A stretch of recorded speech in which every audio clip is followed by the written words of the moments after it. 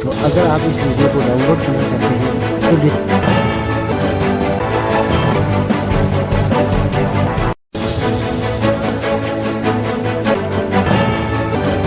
આપ જોઈ રહ્યા છો સનાતન ન્યૂઝ નેટવર્ક જૂનાગઢ અહેવાલ વલ્લભભાઈ પરમાર છેલ્લા 3 દિવસથી સત્તાધાર પર ચાલી રહેલા વિવાદ પર વિજય બાપુ આપાગીગાના વંશજ મોટાભાઈ અને ચાંપડાથી મહંત શ્રી સહદાનંદ બાપુએ લોકોને અપીલ કરતા જણાવેલ કે ઇસ્યુમાં તો ઊભો કરવામાં આવેલી એક પેટર્ન છે અને ચોક્કસ માણસો એની પાછળ છે. જે પૂર્વાશ્રમના ભાઈ નીતિનભાઈ નાગજીભાઈ ચાવડા જે એનું મંતવ્ય રજૂ કરે છે, જે આક્ષેપો મૂકે છે, અમારી સંસ્થા 250 વર્ષની છે અને જે પૂર્વાશ્રમના સંબંધોને લઈને આજે એ પ્રલોભનથી કે કાંઈ એનું પોતાનું વર્ચસ્વ ઊભું કરવા માટે અથવા તો કોઈના વિચારો મારી અથવા તો એને કાંઈક પીડા હશે કાંઈક પણ પ્રકારની, એ સમય આવતા હજી એનો જવાબ દેશું. અમે મીડિયાથી નજીક છે, આપના શ્રદ્ધા સાથે છીએ, આપના વ્યવહાર સાથે છીએ, આપની સોશિયલ એક્ટિવિટી સાથે છીએ અને અમે તો સનાતન ધર્મના ખુલ્લા મેદાનમાં સેવા કરીએ છીએ. અમારો કોઈ ઉદ્યોગ ધંધો નથી, અમારી કોઈ એવી કોઈ નીતિ નથી, એવી કોઈ વ્યવસ્થા નથી બહાર કે ભોળવીને હિપ્નોટાઇઝ કરીને કે લોકોને એટ્રેક્ટિવ કરીને અહીંયા અમારું સોપાન ખડું થાય, અમારું સામ્રાજ્ય ઊભું થાય અને અમારો પ્રભાવ તમારે એવો પ્રભાવ નથી. અમારો પ્રભાવ હાથ જોડીને ઊભો રહેવાનો છે, અમારો પ્રભાવ તમારા હૃદય સુધી આવવાનો છે, અમારો પ્રભાવ અમારી સંસ્થાનો, અમારા ગુરુ પીરોની જે ભજન પ્રક્રિયા હતી, જે માનવ કલ્યાણ, પ્રકૃતિ કલ્યાણ, પશુ કલ્યાણ, સુખી રૂખી દુઃખી, એની સાથે રહેવાનો છે. આક્ષેપો કરે છે કે આને મારે છે ને આને મારે છે, દારૂ 3 થેલી દારૂ પીને અહીંયા આવીને લુગડા કાઢીને મા બેન હામી ગાયું બોલતા હોય તો અમે ન કીધું હોય, અમારા માણસોએ કીધું હોય, એમાં સીધા અમને ટાર્ગેટ બનાવે છે. વાત મુદ્દાની એ છે કે આમાં એક સારી તપાસ સમિતિ નિમાય અને તથ્યતા શું છે, સત્યતા શું છે, આપ સત્ય સાથે છો, અમે સત્યની જ્યોતમાં છીએ અને જ્યાં જ્યાં સમયે જ્યાં જ્યાં અનુકૂળતા હશે ત્યાં અમે આપણે સહયોગ આપશું. આજે જે આક્ષેપો થઈ રહ્યા છે એ બિલકુલ પાયા વિહોણા છે. એક પ્રલોભન માટે, એક પ્રતિષ્ઠા માટે, એક જેને કહીને કે કાયમ માટે પ્રભુત્વ રહેવું જોઈએ અમારું, ચોક્કસ આમ તેમ કરીને સમય આવશે ત્યારે અમારા શ્રેષ્ઠીઓ આગેવાનો અને અમારું જે અમારી સાથે જોડાયેલી ટીમ છે આખી સત્તાધારી સેવા મંડળની એને બરાબર જવાબ થશે એનો. આજે આપ બધે પધાર્યા છો, આપ અમારા સેવક છો, આપ અમારા દર્શનાર્થીઓ છો, આપ અમારી શ્રદ્ધા સાથે જોડાયેલા છો, આપની સામે અમે સમકક્ષ છીએ. આનો ઉકેલ કાંઈ આવશે, કાંઈ પણ એક કમિટી સરકાર દ્વારા, સરકાર થ્રુ અથવા તો આપના માધ્યમથી જે સારો પ્રભાવ આવશે એમાં આપની સાથે અમે વખતો વખત હાજર રહીશું. જય આપા. મારું નામ મોટાભાઈ સંવટ, પૂજ્ય આપાગીગાના વંશજમાંથી આવું છું અને આમ સીધી લીટીમાં એમની 6ઠી પેઢી આવું છું.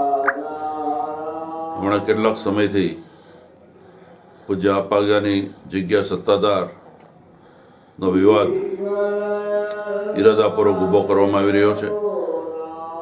છેલ્લા 2 મહિનાથી યુટ્યુબની ચેનલોમાં કોઈને કોઈ મૂકતું ત્યારે આ વાતની કોઈ ગંભીરતા લીધી નહોતી અને પૂજ્ય સંતોના કહેવા પ્રમાણે એનો જવાબ પણ પૂજ્ય વિજય બાપુ પણ આપતા નહીં અને બીજા કોઈ સેવકો પણ આપતા નહીં, કારણ કે એ જરૂરી નહોતું.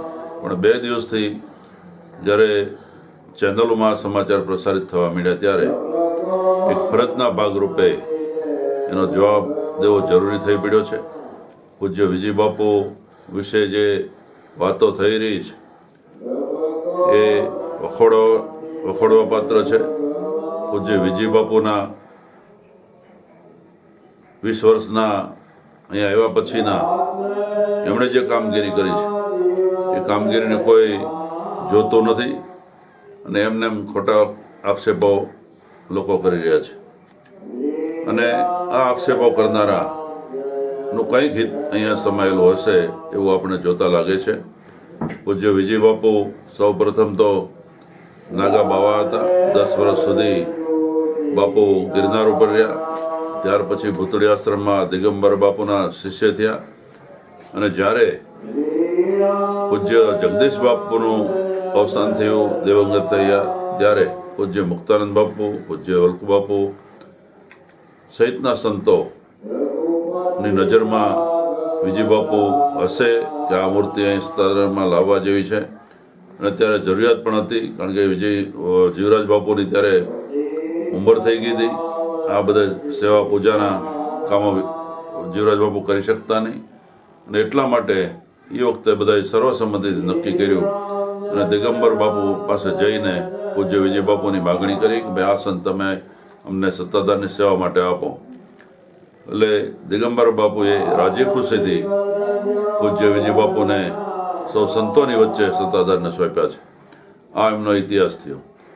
આજથી 20 વર્ષ પહેલા 2004થી હું માનું છું ત્યાં સુધી આ જગ્યામાં એમણે પ્રવેશ કર્યો. શરૂઆતમાં લઘુ મહંત તરીકે આવ્યા. 2006માં મહંત તરીકે નિયુક્તિ થઈ જ્યારથી જીવરાજ બાપુ દેવંગત પામ્યા ત્યાર પછી. અને આજની સુધી બાપુએ આ જગ્યામાં ની શાન વધે, એની ક્રેડિટ વધે એ માટેના તમામ પ્રયાસો કર્યા છે. આ જગ્યા છે 18 આલમની જગ્યા છે. કોઈ એક સમાજની આ જગ્યા નથી. અને અહીંયા 18 આલમ આવે, એમાં તમામ ધર્મના લોકો અહીંયા આવે. એમાં દલિત સમાજ પણ આવે, આદિવાસી સમાજ પણ આવે, મુસ્લિમો પણ આવે, હિન્દુઓ પણ આવે, શીખ પણ આવે, ઈસાઈ પણ આવે. તમામ ધર્મના લોકો અહીંયા આવે. અને આ એક મોટું બિન સાંપ્રદાયિકનું પ્રતીક છે સત્તાધાર. વિશ્વ આખામાં આની પ્રસિદ્ધિ છે, વિશ્વનું આસ્થાનું કેન્દ્ર છે. ત્યારે પૂજ્ય વિજય બાપુ ઉપર કોઈ પણ પ્રકારના આક્ષેપો થાય એ ક્યારેય સમાજ સાખી ન લે. માત્ર 2-5 જણની ટોળી ઊભી થઈ અને સત્તાધારને દબાવવાના પ્રયાસો કરે તો સત્તાધાર ક્યારેય કોઈને દબાણો નથી, દબાશે પણ નહીં. કારણ કે સત્તાધાર એ સત્તાધાર છે. પૂજ્ય આપા ગીગાની જગ્યા છે. આ જગ્યામાં ક્યારેય કોઈનું આવ્યું નથી. આજે સત્તાધાર મુકામે દર્શન પૂજ્ય બાપુના કરવા આવ્યા તો આપ લોકો મળ્યા તો જે કથાકથિત જે સમાજની અંદર જે નિર્વિઘ્ન વ્યક્તિઓ છે તે આ ખોટી રીતે બદનામ કરે છે. અને 7 પેઢીથી અમારે સત્તાધાર સંબંધો આપા ગીગા, એમના શિષ્ય આપાસુરા, જે આપાસુરા ચાપડા આશ્રમની અંદર એમની સમાધિ છે, એમના હું લઘુમંત તરીકે છું.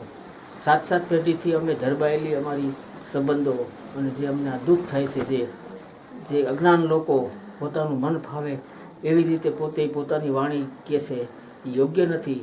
સમાજની અંદર સારા બુદ્ધિશાળી વ્યક્તિઓ છે એ પણ વિચારે છે અને પોતે જે વ્યક્તિઓ છે જે ન બોલવાનું બોલે છે એ અર્થ માટે હોય અથવા તો કોઈ પણ પ્રલોભન માટે આવું કાર્ય કરે છે યોગ્ય નથી.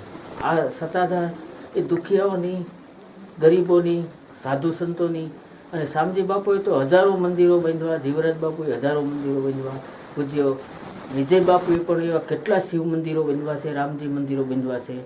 જો પોતાની વૃત્તિ ઓલી હોય તો આ શક્ય નથી. જે બોલનારા વ્યક્તિઓ છે એને પાછું વળી જવું જોઈએ અને આ સમાજને ગેરમાર્ગે ન દોરે એટલી અમારી નમ્ર વિનંતી છે. અને સાધુ સમાજ અને અમારા પરંપરાઓ સંન્યાસીની એ અમે સત્તાધારની કાયમી ને કાયમી સાથે છીએ.